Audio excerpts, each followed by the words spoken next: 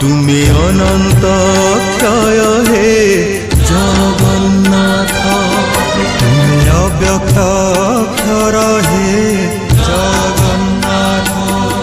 নিজ ইচ্ছারু সৃজিল এ জগত, আদি নাহি যে তুমার নাহি অন্ত। তুমি পবিত্র ওঙ্কার চির সত্য।